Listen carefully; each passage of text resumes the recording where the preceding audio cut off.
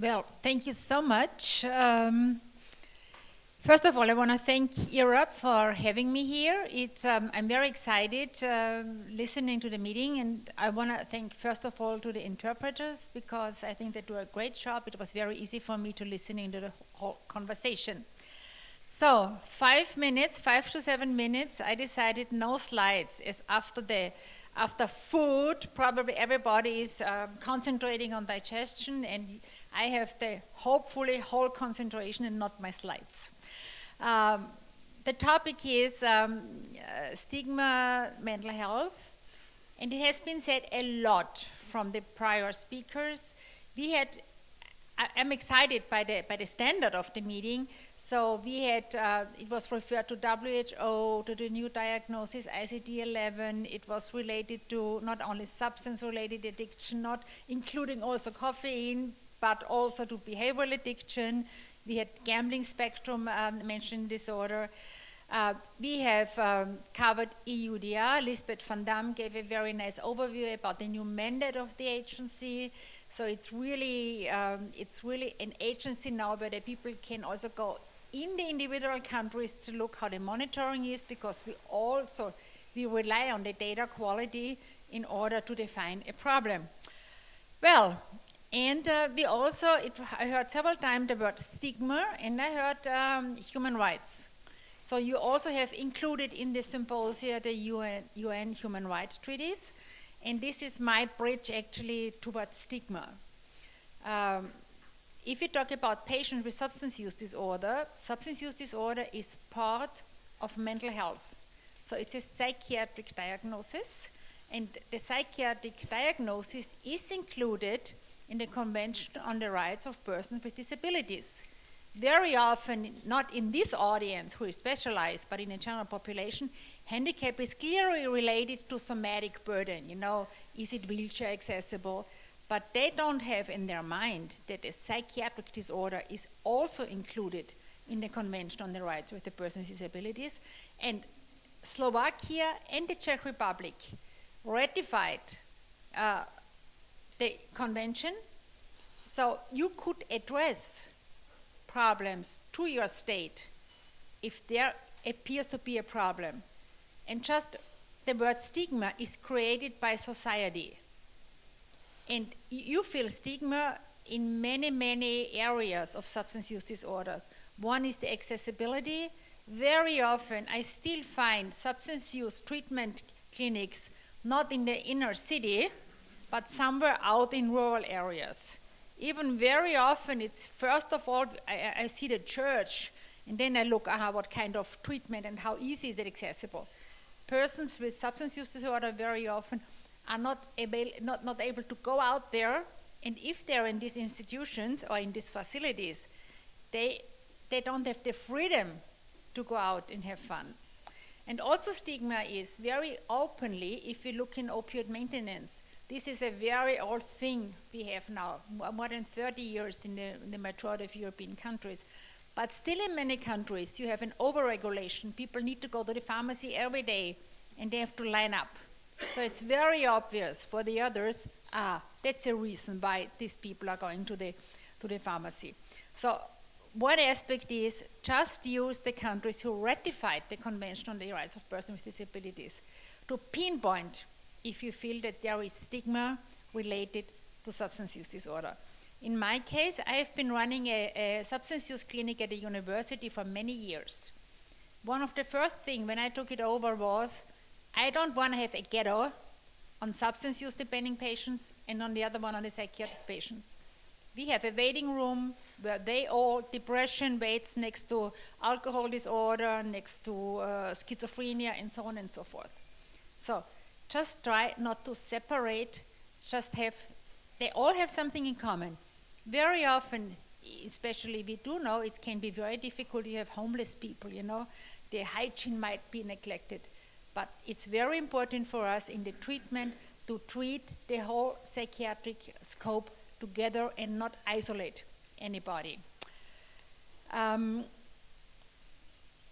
addition, stigma is not only related to people with substance use disorder. Stigma is actually a significant aspect we have to face in the whole psychiatric disorder. And I give an example. 1920, a famous writer, 1920, stated, some of you might know Robert Musil, I'm not only having an underprivileged health, I'm having an underprivileged disorder. And this was a century ago. So we should not face this issue, and it was pointed out we are in a very safe environment in Slovakia, in the Czech Republic, and in Austria, of course, as well. In continuation, what has not been mentioned in this audience is the value, the aspect of comorbidity. We heard the high mortality rate related to polysubstance use disorder.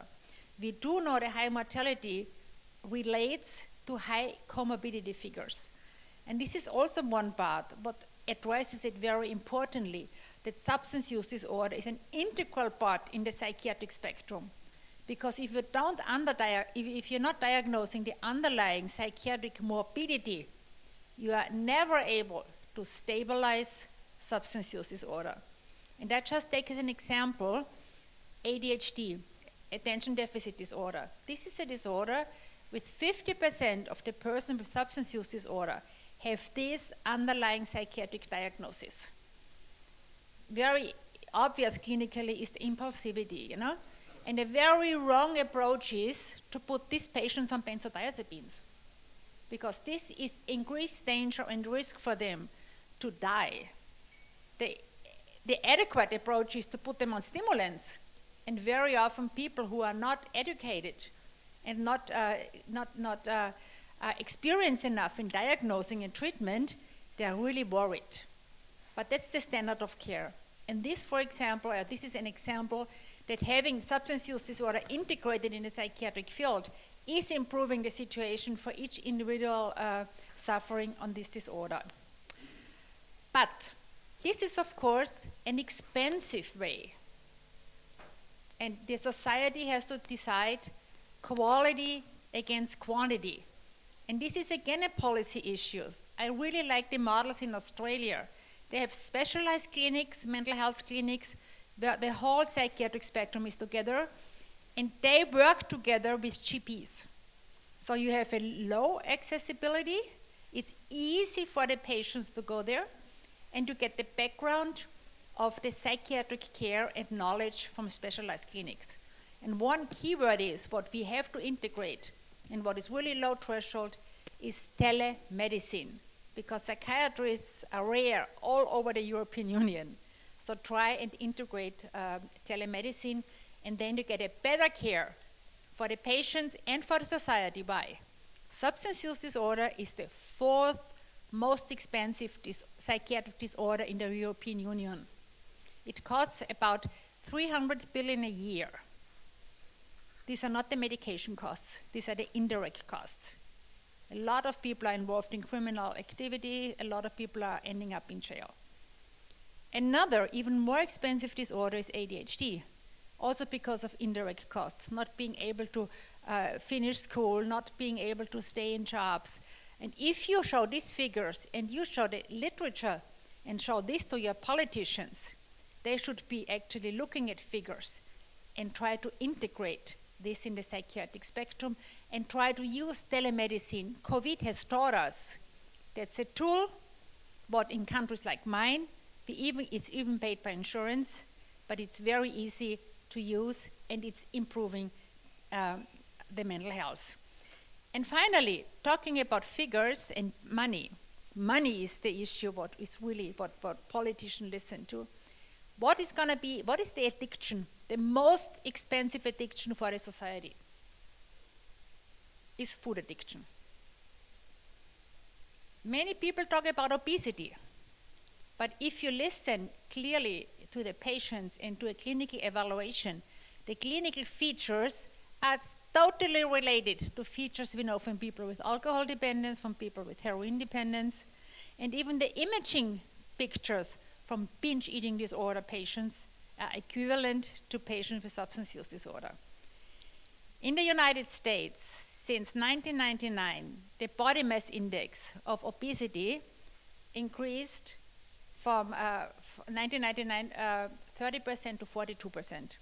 In my own country, 25% of adolescents have obesity. And I'm coming back to the comorbidity. If you diagnose the people, there is a high load on ADHD. Treat ADHD, their substance use, and this is referred to behavior substance, is gonna be treated. And my final message is, talking about comorbidity, we should not forget that in all the substance use disorder patients runs a gene. It has a high genetic heritability. And this is for me the importance towards general practitioners being involved in the substance use diagnosis and treatment, because it's low threshold, it's low stigma, and know the families. Thank you very much.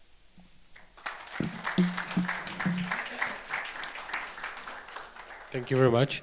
Let's give this floor now to Mikuláš, Peksa, Judy, Chang after, and then we have an open discussion. So.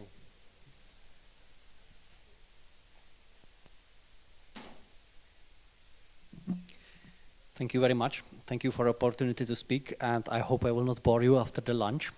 So, ladies and gentlemen, I would like to a little bit elaborate on the digital addictions. First and foremost, I should do the disclaimer. I'm not a psychiatrist. I'm maybe in my with my background closer to, let's say, software engineering and system administration. So maybe I would a little bit look on this issue from the data point of view. The digital addictions are actually kind of different from those others we might have talked previously, mostly because of their individual nature. I mean, like, each addiction is sort of like individual, but in this sense, the digital addictions are really an exception. I mean, when you are addicted to the alcohol, basically every single molecule of ethanol is the same thing. I mean, like, they are the same.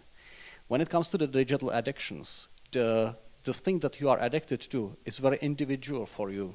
I mean, when you are scrolling all the time the Instagram or Facebook or Twitter or whatever, the feed you are observing is absolutely individual for you. I mean, like, nobody else in the world has the same one, because basically the computer or the company that supplies it individualizes it for you based on the data they know about you and your, like, preferences, hobbies, and so on. I mean, this whole thing is nowadays very well elaborated. I mean, like, the best neuroscientists are working on how to make these platforms even more, like, interesting for you, how to keep you there longer, and really results into people spending there a lot of time. I mean, this specific individual nature is to a large degree hard to be covered by our observation or the data. I mean, like, unlike the traditional addictions, which you may easily, like, recognize by measuring various substances in the blood, this is way harder to identify.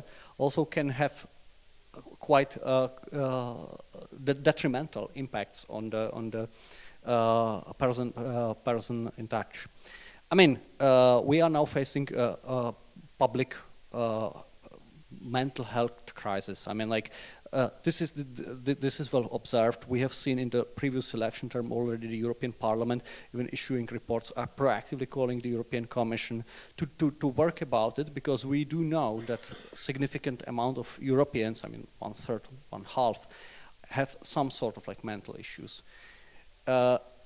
Especially prevalent are those issues among the, let's say, the youngest generation, and there the digital addictions probably play important role. I say probably because it is really hard to elaborate, as the amount of data we can really, like, access is limited. I mean, like, to my knowledge, there is no, like, systemic observation across Europe. What are the impacts on the general population? Do we know? Do we even know? Like, do we observe that? Hardly we have documented it. I mean, this sounds sort of like an issue. I mean, especially when we are talking in the environment where the social media are delivering various messages like there is a war ongoing in the Ukraine. It's everywhere. It's everywhere. Do we know what this individualized feeds deliver to particular persons? What is the impact? I mean, hardly we can measure, hardly we can know. We just like assume. What I think should be important to think about is the fact that most probably the best informed in this sense are the companies actually currently running the respective social media, may it be Meta, may it be Twitter. So maybe it's a good question to even ask them. I mean, now I've probably touched quite sensitive topic of the question of like freedom of speech and how the informations are shared. I mean, like, yes, I know that this is sensitive, but already in Europe we have done a lot on this issue. I mean, most probably you have heard about the Digital Services Act or Digital Market Act. For most of the people, it's probably some sort of like an evil European regulation. But in fact, these are the very first, and I think worldwide, very first pieces of legislation that define the rules for the large online platforms. I mean, when I'm talking about very large online platforms, I'm talking about something which has at least 50 million of users. I mean, like it's not like a small SME that would just like set up a web page. It's really something big.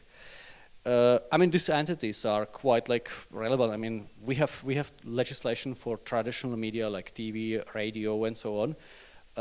Until Digital Services Act and Digital Market Act, we haven't had anything that would really cover this field of like this very large online platform.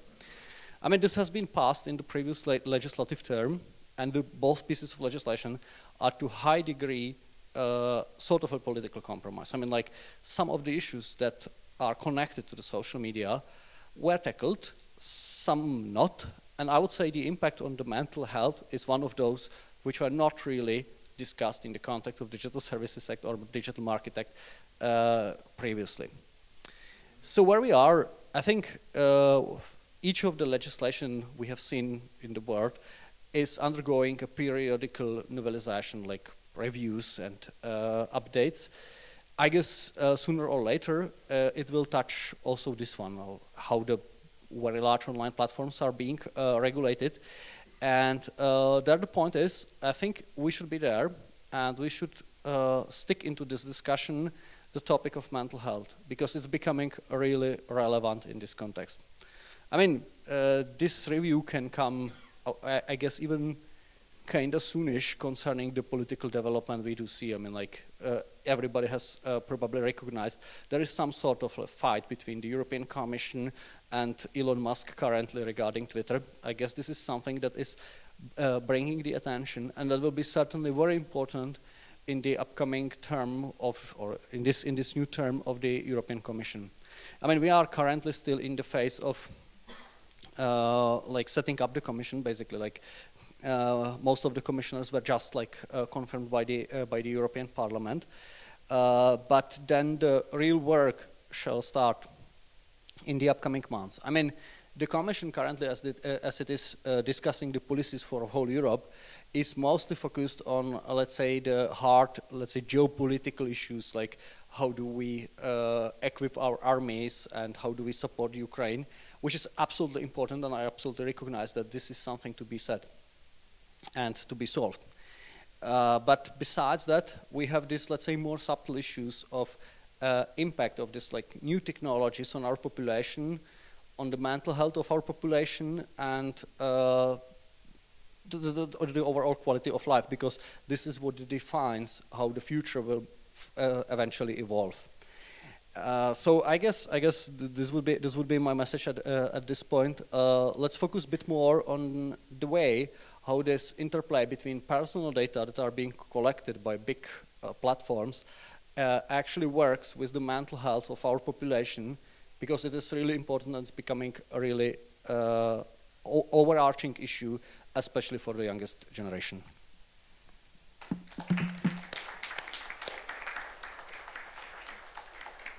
Thank you very much, and now the floor is yours, Judy.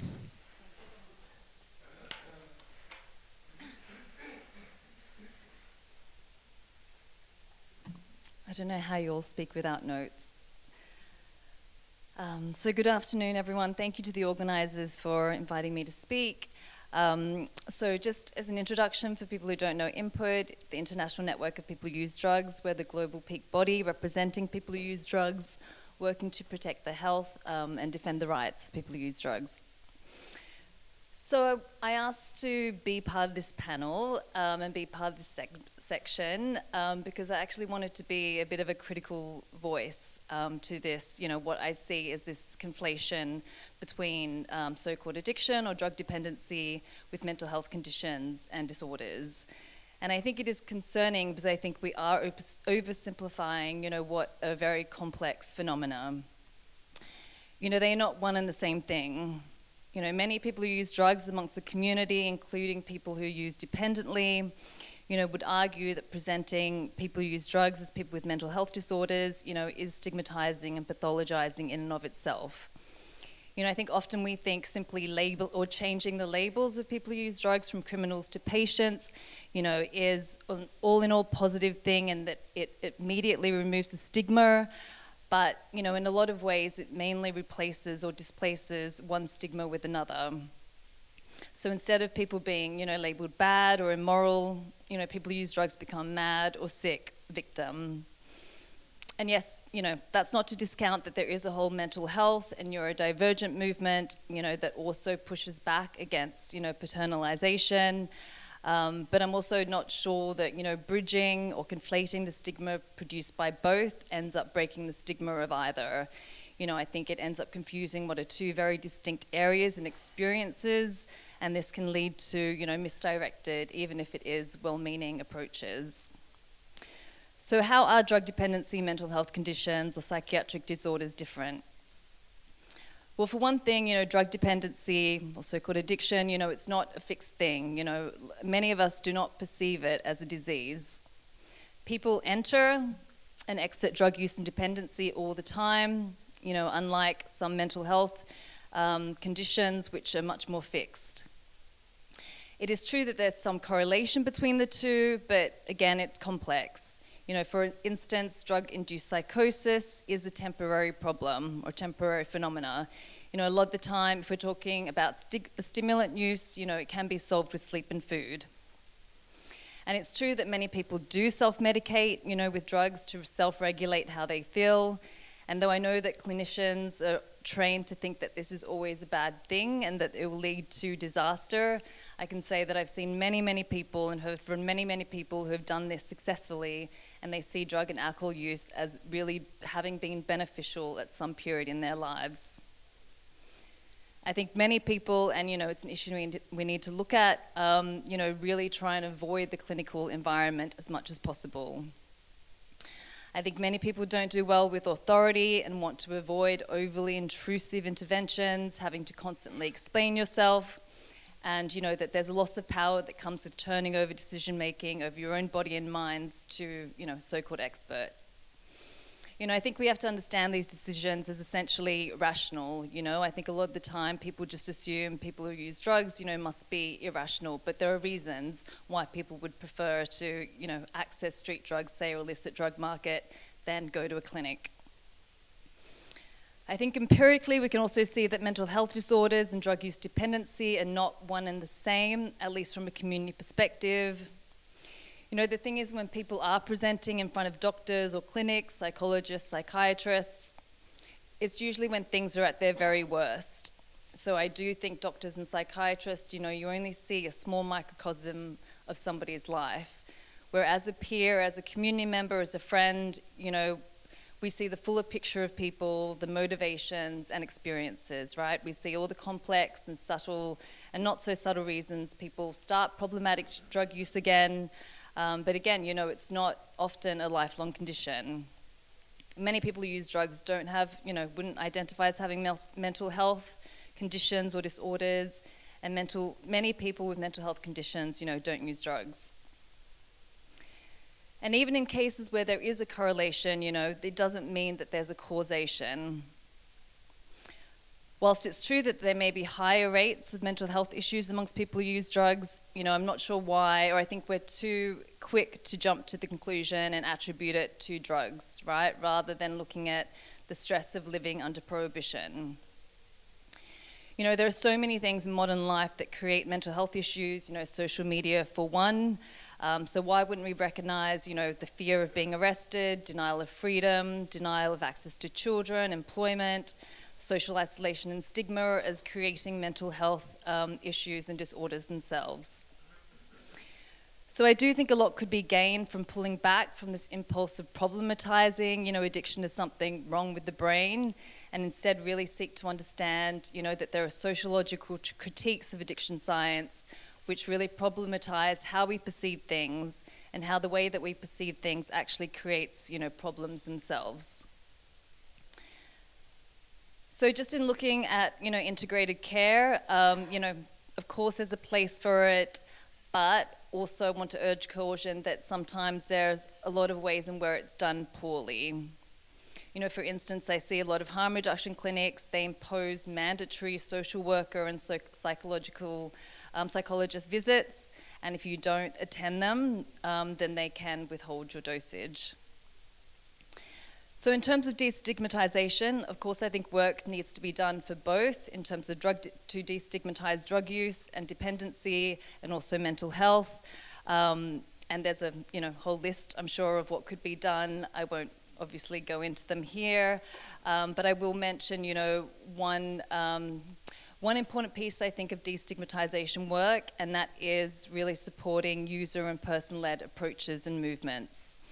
You know, I think people need to not only see the client who is dependent on the practitioner for their benevolence or health or help, but also as empowered and autonomous advocates who have a right to participate in their own treatment decisions and to also shape how the world sees them. I think we need to better support and fund user-led and community-based interventions and have people most directly impacted designing and implementing them. And there is a whole body of literature out there on why this improves access, quality, and acceptability of approaches. But I think as long as we label people as disordered and irrational, you know, this change in a system that we know isn't working, because the current system isn't working, as long as we do that, you know, this change is never going to happen. So I'll finish with my remarks and looking forward to the discussion. So I also know there's people with lived experience in the audience, and it'd be great to hear of their experiences. Thank you very much, Judy. Thank you very much, as Judy. well.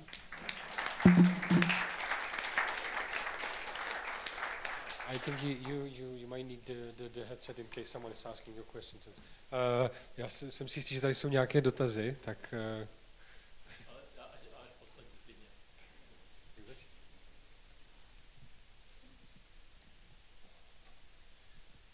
Pardon, že hned jsem tady na řadě. Já mám otázku na Judy.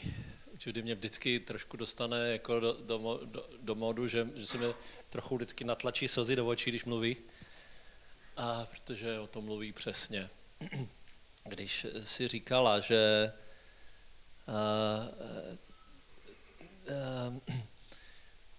lidé mají představu, že závislost je něco it's wrong with the brain. Já nevím, jak to přeložit teďka honem do češtiny. Něco, co je blbě s naším mozkem.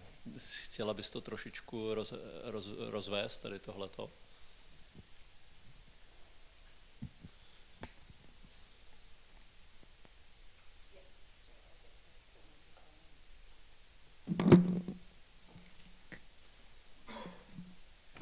Oh, I mean, I think there's a lot of literature out there, and including a lot that comes from the National Institute of Drug Abuse. And I would say it's become really, this narrative has become very prevalent probably over the last 10, 20 years. But yes, basically it's literature that says, you know, if people who use drugs, that there's something wrong with, you know, your brain, that it's a disorder that needs to be fixed, that, you know, drug use makes changes or encourages changes in your brains, and then people are never the same. And I think, you know, some people that promote this model argue that it's actually less stigmatizing because people who use drugs can't be blamed. But we've seen it be used by, you know, Duterte, that narrative on, you know, to justify extrajudicial killings. And I think in a lot of instances it's used to justify taking away of people's freedom and coercive treatment. And just to add on that, you know, when they do their studies on brains, etc., I mean, everything changes the brain. So it's not surprising that, you know, a substance changes your brain, but so many things do. So I think it's like looking at normalizing that instead of, making it something wrong with that person. Thank you. Já mám teď dotaz, s dovolením vás, mám dotaz tady na Mikuláše Peksu a chtěl bych se zeptat na, co se týče sociálních sítí, závislosti na nich a tady těch nových závislostí, typů závislostí, jak se k tomu stavila za posledních třeba 5 let Evropská komise a co si z toho jako Česká republika, Slovenská republika můžeme vzít? Okay, maybe I reply in English. I would generally say the biggest issue of the European Commission is the division between the different portfolios among the commissioners. I mean, like, there is no unified approach that would really like unify it across the whole college of commissioners. So each of the DGs is actually developing their own policy. Whereas, let's say the more traditional, like tobacco or alcohol, are being covered. This issue of like digital addictions is overall ignored. So I would say what we really do need is sort of like an integrated approach among the different commissioners. And there I'm seeing the current college a bit skeptical because I think there is not really like a systemic change in order to overcome the previous setup. But hopefully it will work better. But generally this really requires way more integrated approach than we have been used to before. Thank you very much. Question? I have a question for Mr. Peksa regarding digital addictions, especially when we're talking, for example, about video games. We see that for past, I would say, about 10 years, big developer studios are employing like tons of psychologists, addiction specialists, and so on, to make their games more addictable, and basically there is very little regulation that actually covers it. Like, I remember back in 2012, we had like the whole craze with Farmville, and I think that was like the first big experiment that I remember when people were really getting addicted to computer games en masse. Nowadays we have like much more sophisticated computer games that are run by big studios like EA or whatever, and there is virtually no legislation that would be covering access to those games or protecting minors. Is there any movement inside the European Commission or inside the Parliament to actually do something about that? To my knowledge, there is not. I mean, like, there are some of us who do recognize that there is the issue, and certainly, I mean, like, this is a huge one, yeah, because the computer games nowadays went way far from like the previous setup when they were like basically like transferred over the floppy disks. I mean, nowadays the computer gaming is very much like connected to the internet and about like collecting the data used for optimization the whole system. I mean, to some degree, it's certainly, I would say, legitimate. I mean, like, if you see part of the video games that are not really being interesting for the players, then naturally you don't see a reason to develop them. But from a certain degree, I think there is really an issue of building an addiction. And there, I would say, maybe first, before we go for like sort of like a regulation or defining what is allowed and what is not allowed, we should probably start with like sort of like a monitoring of the situation, because I don't think there is any cooperation currently between the industry and the other stakeholders that would provide information about like what exactly happens. I mean, the industry has a lot of data, and probably just like collecting them and or like providing them and discussing them in anonymized forms would help a lot in my view. And I mean, like, I don't know, maybe we should just analyze it. I'm not really sure whether the solution would be let's regulate it, or whether the solution would be like if you stay for 20 hours a day on some video game, probably it should show you sort of like a warning, like you see, for example, on cigarette boxes, or I don't know whether that would be a solution, but maybe something in the direction shall be at least discussed, not saying like what is the final solution. This is at the end of the day not a question for politicians, but rather for psychiatrists or like psychologists, simply for people who are dealing with the addictions. Thank you very much. I have a question to Professor Fischer. Oh, you want to add something? I just would comment on this, like we had the discussion before in relation to industry funding, you know. I think the industry has the best data on online gambling and online gaming. And I think that's really great, you know. What you're referring to the protection of gamblers, it's almost in each country solved by law. But we don't have this phenomenon with gaming because it's a continuum, you know. I think this is, and this goes very much, we have a lot of information scientifically, who plays the strategic games, who is more addicted to fighting games, you know, there's a lot of information, but I think it's a very, very difficult area to regulate this from the continuum of a play until it's really getting a problem. But you wanted to ask me something. Yes, I wanted to ask you for some general recommendation or practical steps when speaking about destigmatization of people with addiction. Well, I think it's like it was very interesting. You have different viewpoints. You know, you can say, listen, my being in the hospital, having only patients who want to come for treatment. We don't have any compulsory treatment. And what was very interesting, what you said actually, that there are institutions, they force addicts, you have to have a psychology session, you have to have a social worker session, otherwise you are dropped out of the program.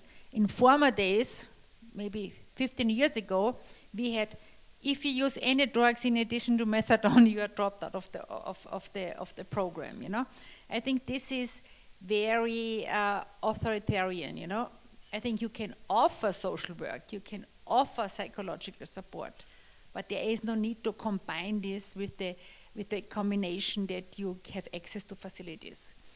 This is very, very difficult. In my case, being on a treatment panel, you know, and having people come voluntarily.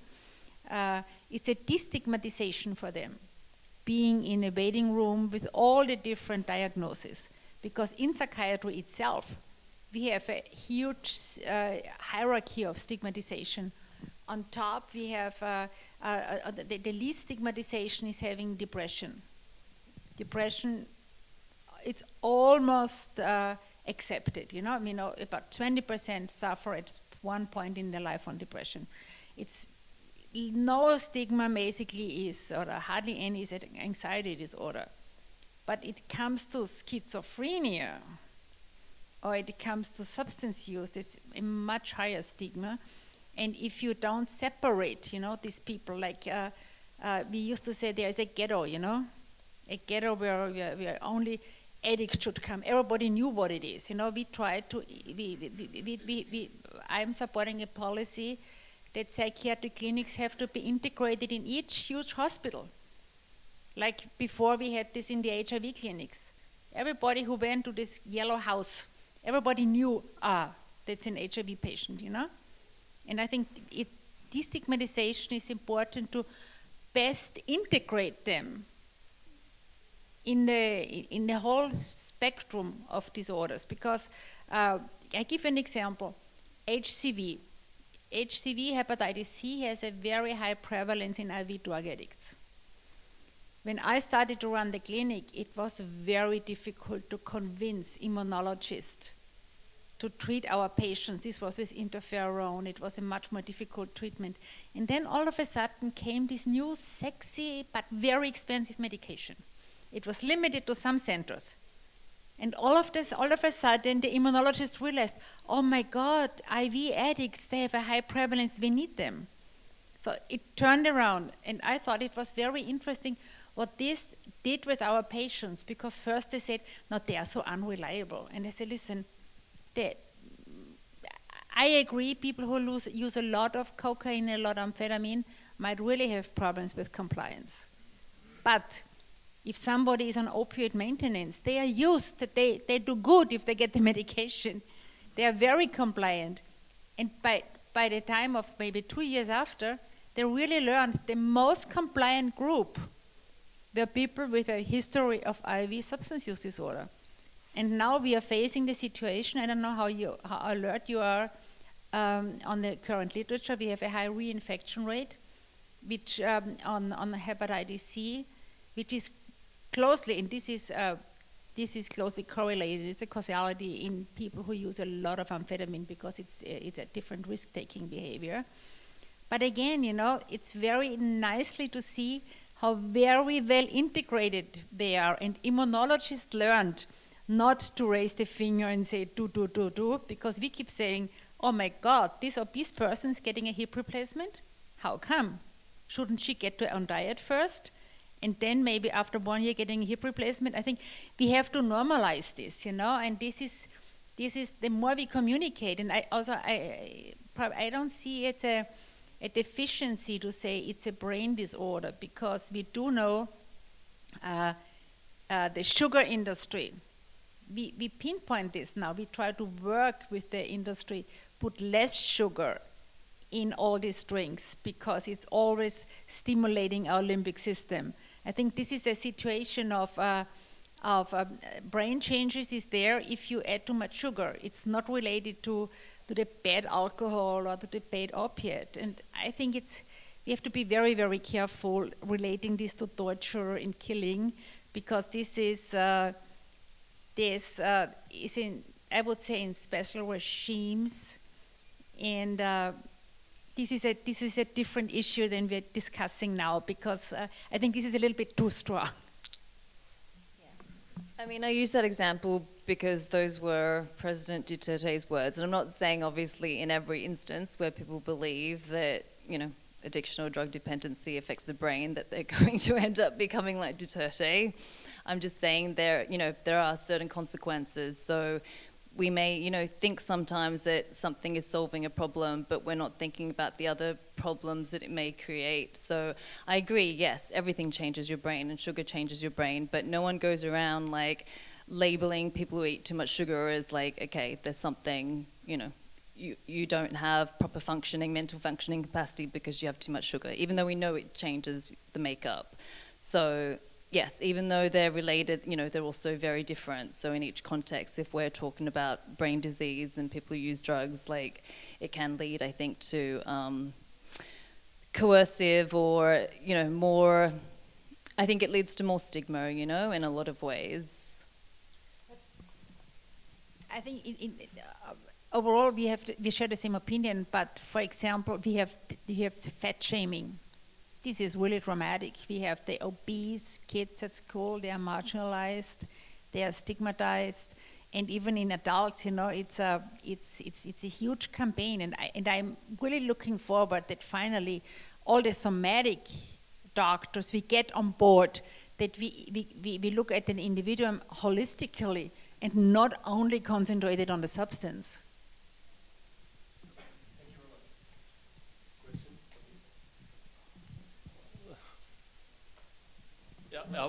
Já budu potom. Po slovensky, takže neviem, že či...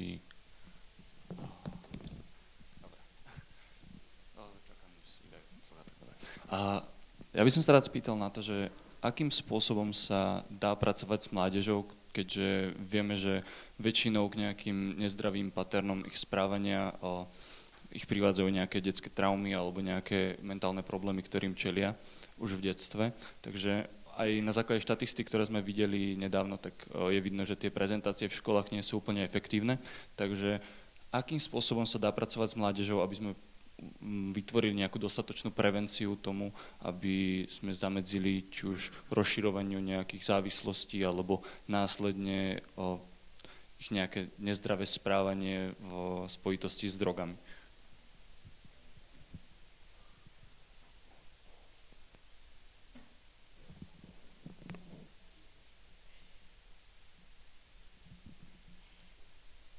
there are successful programs, but the programs are not successful if you only focus on one substance.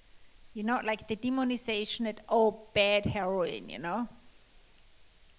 This does not work. You have to work holistically, and I think our chances would be if governments would have enough money. There are certain prevention programs who are very successful. They start already in kindergarten because they look into impulsivity, into daydreaming, into problems of concentration, and this early intervention can be very successful. And if a society would actually provide money for early detection, and this is a problem in Europe, in the United States. I'm not sure in Australia yet, but mostly medicine is paid for curative purposes and not for prevention purposes.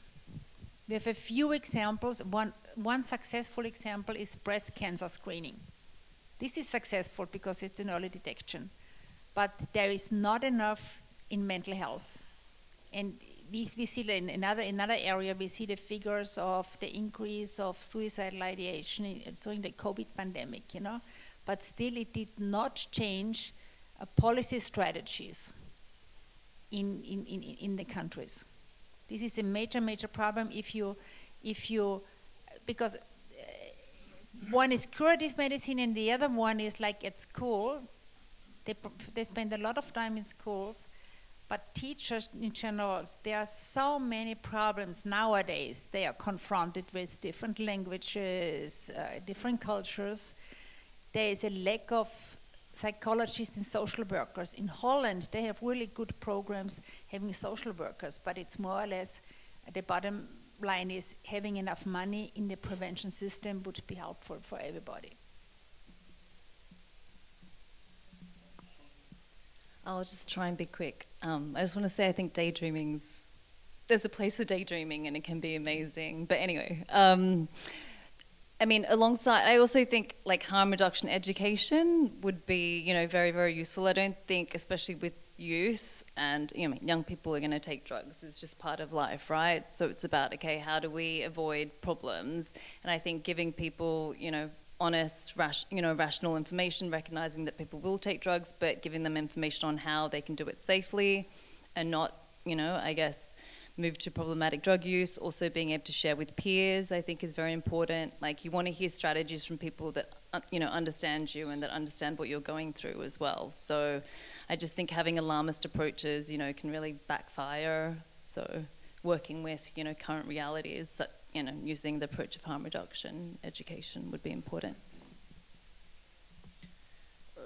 I would just have two remarks. Maybe the first one, I think when it comes to the education itself, it's quite important to work on establishing of trust, basically between those who are being educated and those who try to educate them, because I would say it's still a huge issue of contemporary educational system that this trust is, or the connection between them is still very weak, and simply the information, whatever they are to be delivered, they are not really delivered properly. I mean, I had really an opportunity to talk to the colleagues who are here in the conference, who had the personal experience with addictions, and after successfully overcoming them, they are focused on like direct contact with children in schools to actually explain the problems of the addictions, and yeah, clearly the current system doesn't support this type of activity that much. Maybe a second question would be just besides the schools, when it comes to the campaigns, I think the youngest generation nowadays is way more used to use different channels of communication or obtaining information than it was the case in the past. I mean, like, probably focusing just on traditional solutions like let's do some TV advertisement is no longer really an efficient solution, and certainly we should be more creative in constructing the public campaigns when using the new media. And I would personally, for example, would not be ashamed of things like influencer campaigning and stuff like that, because for this generation it's really like the most efficient way how to reach them, as much as someone can find the influencer campaigning controversial.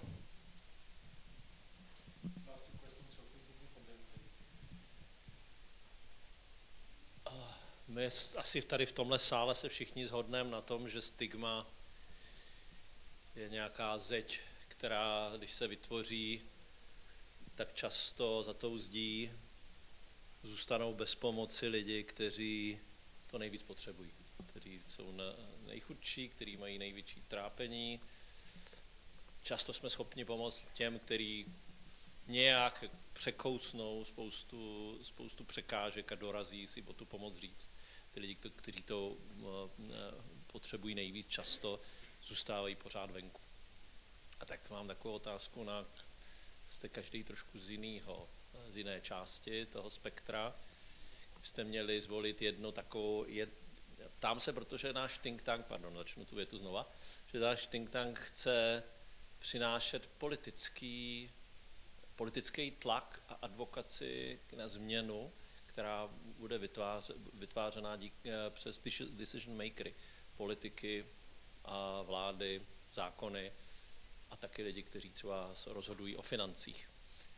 Byste měli jako pojmenovat nějakou věc, která by se měla změnit, ať je to v legislativě, nebo třeba v nějakých opatřeních typu peníze na něco, co by to bylo? A mluvím o stigmatu, jak změnit tuhletu věc, protože tak o tom mluvíme, to je důležitý, že si jako říkáme, co všechno vlastně je stigma, že to stigma třeba vytváříme někdy my sami tím, jak se k tomu, ale co by to mělo být teda v té politice?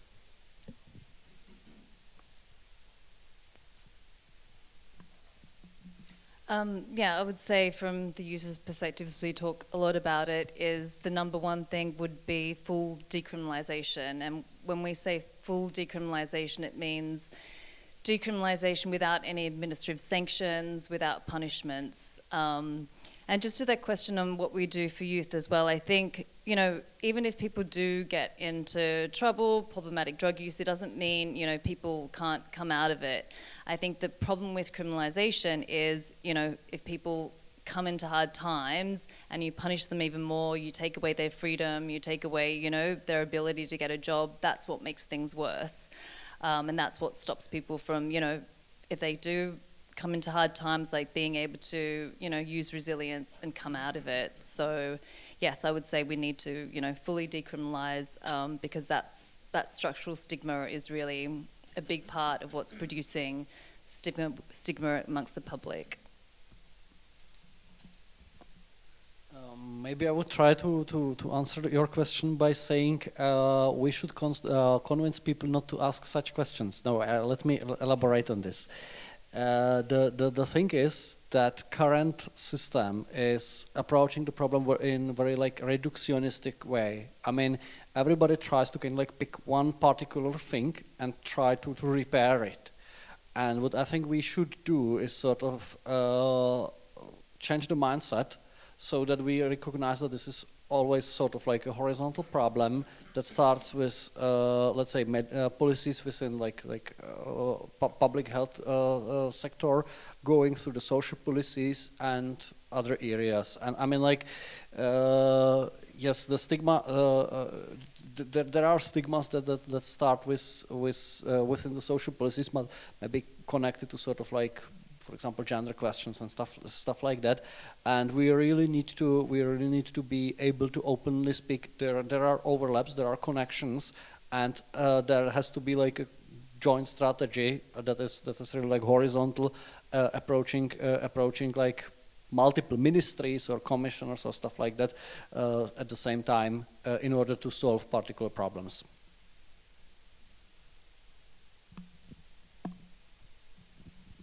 I have this kind of a noise now in my earphones. I think we should come to an end.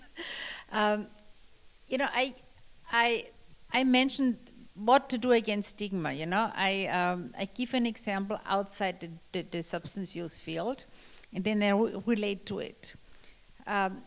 If you look into the data, the highest anti-Semitism is there in this group where people don't know, have never met a Jewish person. And just showing awareness, and for me, the living example is our hepatologists and our immunologists with this expensive double dual agent treatment for HCV. They did not like to have the addicts because it's they use drug, it's bad, and so on. And they took them only because it was a new medication and the highest loading of HCV was in this population. And they realized, oh my God, they are compliant, they are interested, they don't want to, they understand what's going on. And I think it's not necessarily to pinpoint somebody with cannabis or heroin or alcohol, despite the fact I'm totally with you that alcohol is causing the highest tragedies individually and to the general society. But try to integrate people with a substance use / it can be use, it can be misuse, it can be dependence, but give them visibility, then the stigma will be reduced. Say the last sentence again, please. Give them visibility. You know, the point is give them visibility, not only, you know, what is this, for me, therefore I choose the stigma with these obese youngsters. If you work with children who do a lot of social media use, a social of carbohydrate intake, and so on, and they are marginalized, they're also stigmatized. And if we give people a visibility, drug use, it can be at certain point, take cannabis. 35% of our young people use cannabis. So why should be all stigmatized? In some of the cases, it's just a period. In others, it's longer. And others, they really have a significant disorder. But it's a continuum, and I think we just have to integrate, you know, and we have to show. Go to a obese young guy, you know. Traditionally, they say they eat a lot of chips. They play computers for many hours and so on. It's not so fun, but the point is the marginalization makes it even worse. If you were Prime Minister, Minister of Health, and the President of European Commission together, and you had a full power of change one thing in one sentence, what would you do? I mean, Judy said clearly, okay, let's decriminalize, depenalize. But the other. I am so happy what not being a politician and not being populistic and saying one word, you know. This is a much too complex area. You have to make decisions. So what would it be? I think I told you. The highest anti-Semitism is there where people don't know any Jewish people.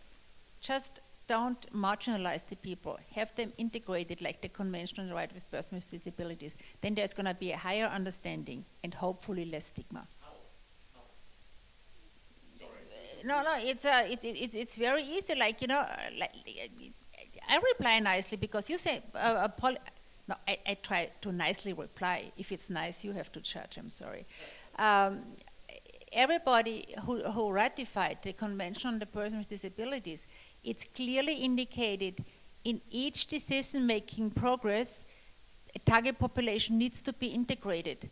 Just let's do that. Let's be a politician who says, yes, we signed the convention, I just do it. In each single decision, somebody is there. Then you give them a visibility.